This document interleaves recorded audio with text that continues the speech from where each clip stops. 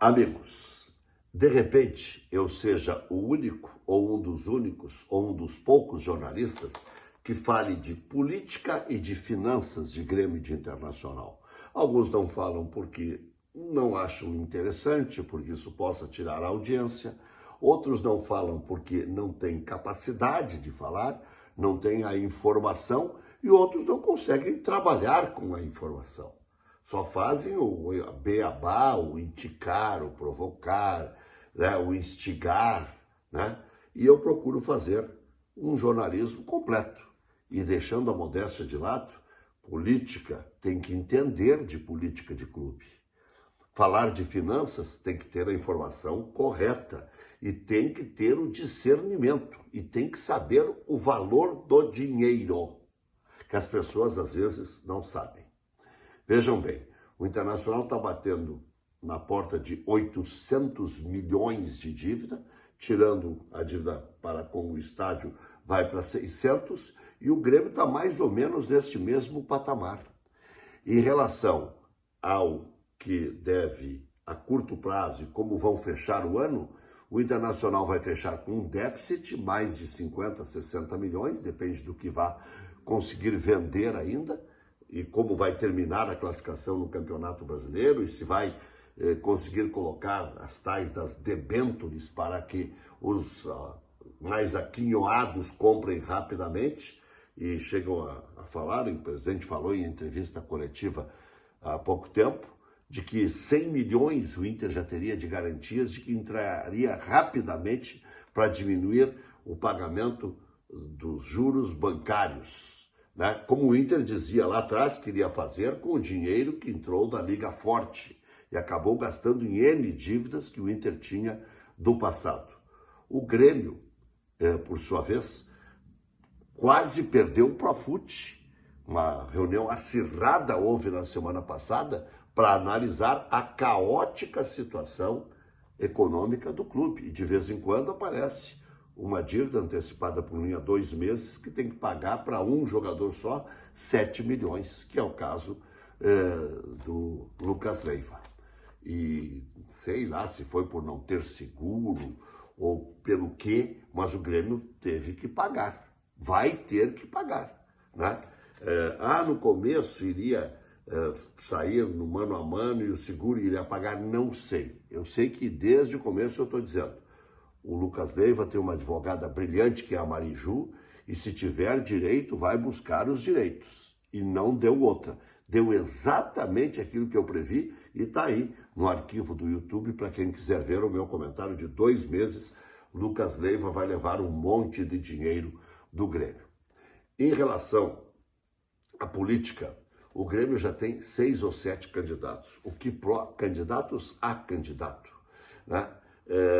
O que prova que não está bem o Grêmio, nem do ponto de vista de relacionamento, nem do ponto de vista de fazer as coisas como tem que ser feitas. O presidente do Grêmio mal aparece, né? E aí eu tenho colocado os nomes, porque quando eu tenho notícia, eu dou. Alguns dizem, não, mas esse não tem a menor chance. Mas eu não estou analisando chance, eu estou divulgando notícia. Adalberto Aquino, né? É um dos candidatos a candidato pelo grupo das DEP. Paulo Calef iria com o apoio do Alma Copeira, do nosso Luigi Gordinho Gostoso. Cláudio Medeiros, do Grêmio do Prata. Antônio Dutra Júnior, que iria num movimento de oposição que já houve. Está aí, não sei se com a parceria com o Ico Roman ou não, mas a verdade é que o Antônio Dutra Júnior é candidato. Denis Abraão gostaria de ser candidato. O Guerra não vai, o presidente Guerra já confidenciou, o pai do Guerra já confidenciou para amigos que ele não vai concorrer, que está louco para sair. Alguns falam até que quer também cuidar da sua saúde e tal. Bugim ou Magriço, um dos dois seria o candidato dessa situação. E o Darley, em princípio, não será candidato. Também ainda em relação ao grupo da ASDEP, tem 3 desembargadores, né? E um deles poderia concorrer, além desses que eu já citei aí, o Denis Abraão e o Adalberto Aquino. Bom, hoje pela manhã fiz na Rádio Grenal uma enquete sobre 4 duplas de zaga históricas do Grêmio de 70 para cá.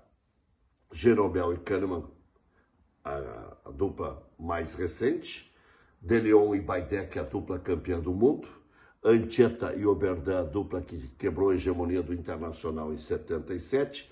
Rivarola e Adilson, a dupla que perdurou por alguns anos, nos anos 90, onde o Grêmio ganhou a maior quantidade de títulos importantes, que foi com o Filipão, ao contrário do que muitos apregou. Pois é, venceu a dupla Jeromel e Kahneman, porque o povo é assim, né? E os mais jovens votaram e aí votam pelo que aconteceu mais recentemente. Grêmio joga na sexta, o Inter no sábado. Não é ruim o aproveitamento de ambos no segundo turno, pelo contrário, é bem bom. O que foi ruim foi o primeiro turno, e aí teve aquele episódio das enchentes, da recuperação dos jogos, não havia casa, aquela história toda que todo mundo já sabe. No segundo turno, por incrível que pareça, o Fortaleza ainda lidera com 22, Palmeiras com 20, Inter 18, Botafogo 17, Grêmio 16.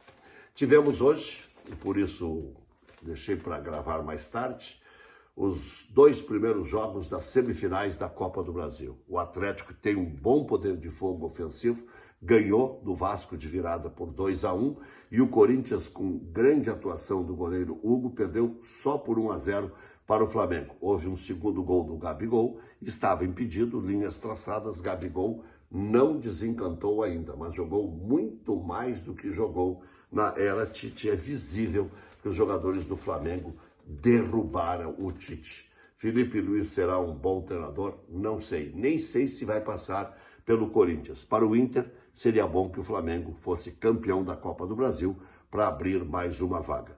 Para o Grêmio, é bom que o Corinthians se enfeite e que aí abandone ainda mais o Campeonato Brasileiro e vai acabar caindo se continuar aí com 3 competições. É o que temos para o momento.